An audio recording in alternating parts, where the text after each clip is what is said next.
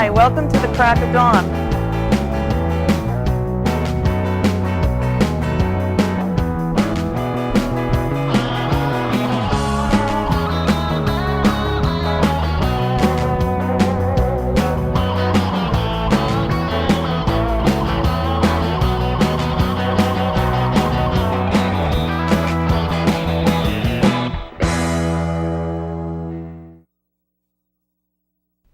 Hi, welcome to the Crack of Dawn. I'm Dawn Lombardi. I'm an oil painter, preferably impressionist. I'm going to teach, hopefully, the entire audience how to paint very quickly, and there's some easy steps that I want you to learn.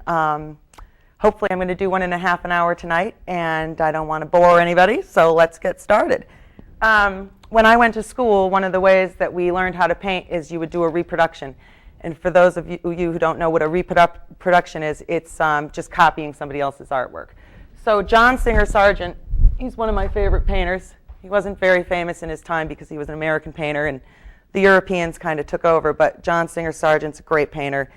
It looks very difficult, but I'm going to teach you. It's not that bad. Also, I paint horrible sometimes.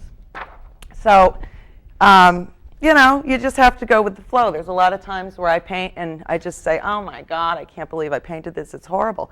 But you just have to pick up another canvas, which is why I have more in the background. So let's get started. The first thing you want to do is you don't want to look at it like it's so difficult. What I'm going to do is I'm going to start by drawing what I do is right here. If you decide that your left-hand canvas is basically like this water is coming here, then I can figure out that the water's coming here, and it's coming over here, and then the lady's head is it's probably about here, so I'll just go quick. And any mistakes, it doesn't matter because you're just going to paint over them. So she's about here, and I'm going to put her face in here. And don't worry if it's not great, doesn't matter. We'll fix it all later. And then if it's awful, who cares? Nobody minds. So here's the lady.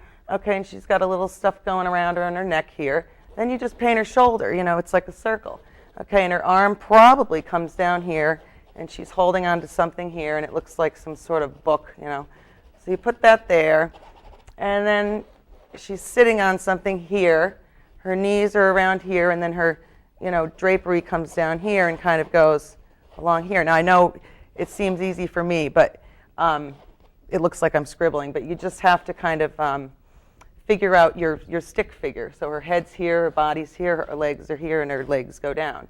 Her other arm is sort of out like this. Okay, it might not be perfect. I'm going to try to make it perfect. And if I go too far off and maybe I cut off half the painting, where I measure wrong, it doesn't really matter. So her arm's out here, and then she's sort of holding this stick, this brush there. I put it that way, but one of the ways you can measure is you can put your pencil up like this, and you just measure that the brush is like this. So I put it like that. And then she's got a canvas here, and this line is sort of like this, and it's going down, and like this. Okay, it's just a trapezoid. It's not a big deal. There's a stick down here, goes way down. Okay, now I have it crossing her legs, but I'm really not going to matter. I don't really care. I'm not John Singer Sargent. I'm just trying to paint good. Okay, so then we've got a stick over here, and then it looks like, and I've smudged a lot because the pencil goes everywhere, and you just have to go back. Now the guy is he's further down than her. So what I do is I put my pencil like this, where it goes on the hat and his head, and then I figure out that his head's right here. So all I need is a circle. It's not that bad. And then I can go in and I figure out, like, okay, he's got a mustache here, he's got a nose there, eyes there, and his hair sort of goes like this. And it might not look exactly like this, but for 1/2 hour, it's not bad. His arm is covered, and it's kind of going behind her here. And you can see how his cuff on his hand is right here. And you can sort of see how his tie is going into here. Now, it doesn't really look like the guy in the painting, but it doesn't matter. As long as it looks like a person, I can fix it later. So let's see. Let's go back and just make her fixed up a little. Okay? And then this water fountain is really all I need. I'm going to paint that in later. I might want to put this little blue thing here just so I know that there's some blue stuff there. I'll just put that. Sometimes I'll even put a B, but I don't really need it. It's like paint by numbers. Okay, now right here on her arm is a, I don't know what you call it, like a balcony. So you put that in, and these are, it doesn't have to be fancy, just throw those in. And in the middle of these little things are, circles, just so that I know that it's like more of a fancy balcony. Okay, but you don't need to really go crazy there. Now here, since she's sitting on something here, you just go where her derriere is. And then you go over here like this, and you've got this table here.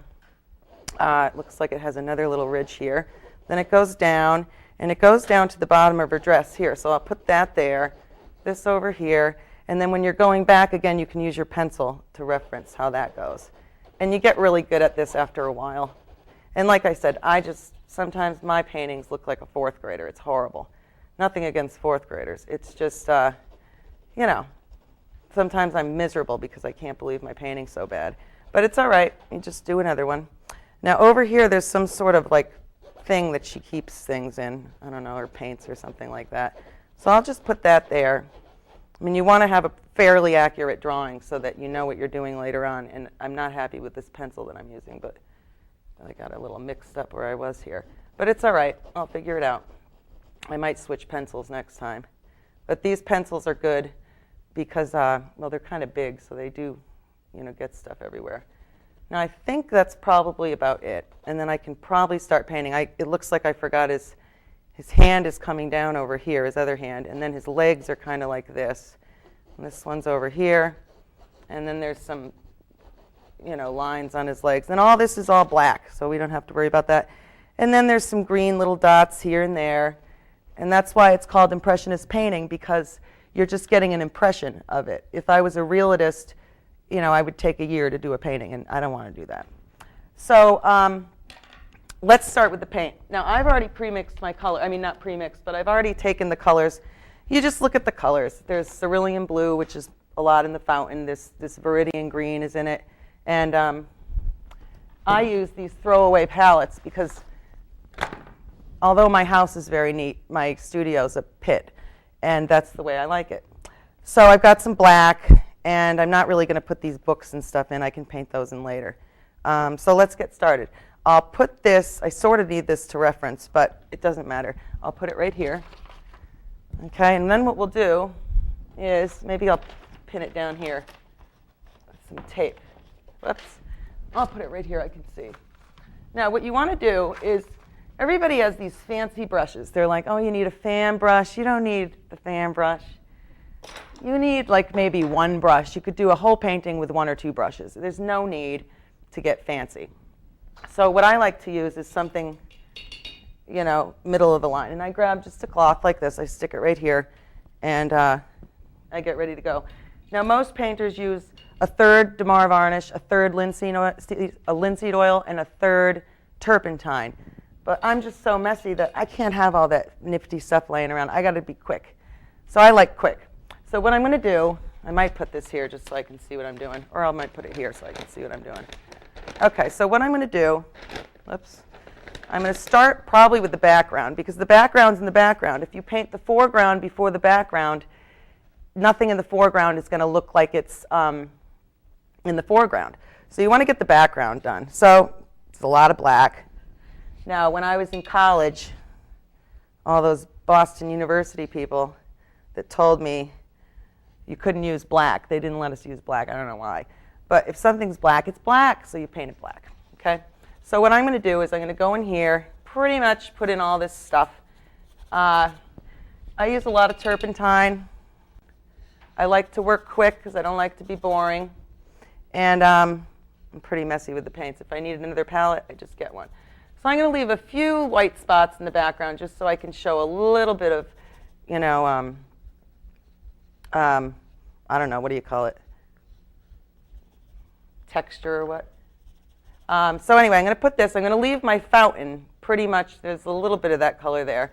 But I'm going to put my fountain, I'm going to leave my fountain like that because that doesn't have any black or anything in it. And pretty much the whole background is pretty much